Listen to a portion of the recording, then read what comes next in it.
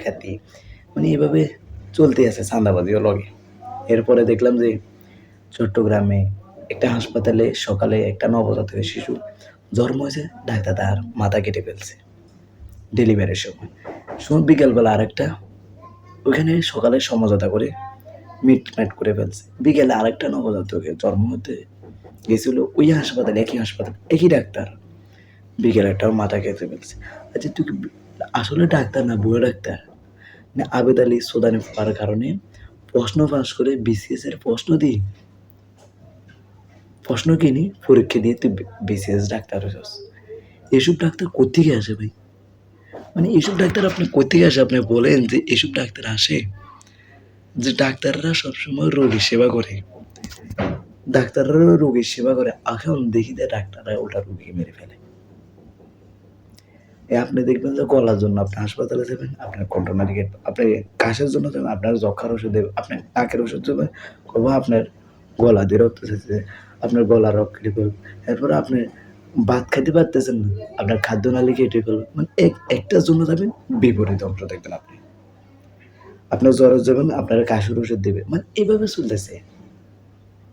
আপনি মাথা ব্যথা করতেছে, আপনার খাবার ওষুধ দিব, দেখবো ওই হাতে তো কিছু ওড়ানো পাস করছে, ওই বিসিএস এর প্রশ্ন ফার্স্ট করে লক্ষ টাকা ঢুকে দিচ্ছে আবেদ আলী সুদানি পড়ে, আবেদ আলী ফার্স্ট না দিতে ধর তুই ফার্স্ট কর পরীক্ষা, মারলেই দেশের জনগণ মারে, আমার কি বা আমার পকেট ফাঁকা পুরো হয়ে যাবে।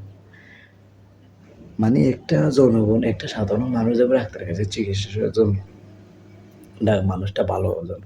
এখন ডাক্তারে যদি অশিক্ষিত হইবে, এক ডাক্তারে যদি মানুষ মারার কল পড়ে বইয়ে, তাহলে আপনি কার কাছে যাবেন? কার কাছে চিকিৎসা হবেন? কার কাছে ভালো হবেন?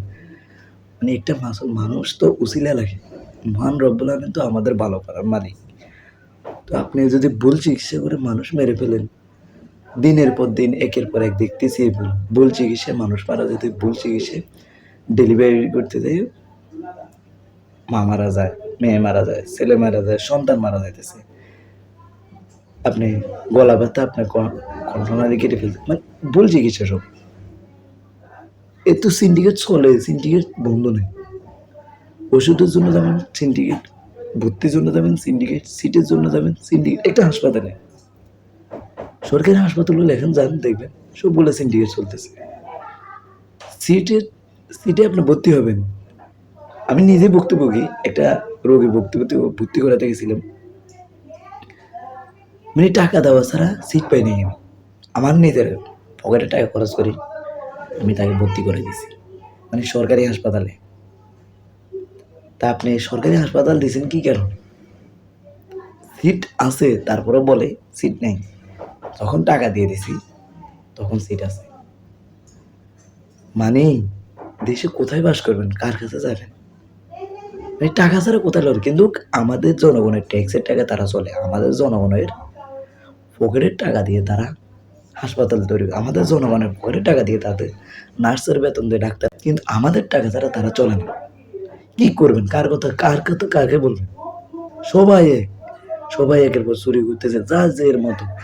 আপনি যদি ওষুধের জন্য বলবেন যে আপনার রোগীর অবস্থা খারাপ, খুব আপা আসতেছে আপনি যান, কিন্তু হেতে বলবো মোবাইল টিপতেছে, হেতে বলবো গান শুনতেছে, হেডফোন 2টা কানে পরে গান শুনতেছে। এগুলো বলে জনগণের সেবা করবে? মানে সবচেয়ে আমরা নির্লজ্জ জাতি, যে জাতি যেখানে খাই ওইখানে হাইকা দিই, হাঁকু করে দিই। তো তোদেরকে ধিক্কার জানাই যারা প্রশ্ন পাশের উপর পরীক্ষা দিই যে ডাক্তার হয়েছিস, তোদেরকে ধিক্কার জানাই। যাতে হাতের মোল্লা বানাইছে হাতেরও ধিক্কার জানাই। তোর কারণে আজকে সাধারণ মানুষের ভুক্তভোগী।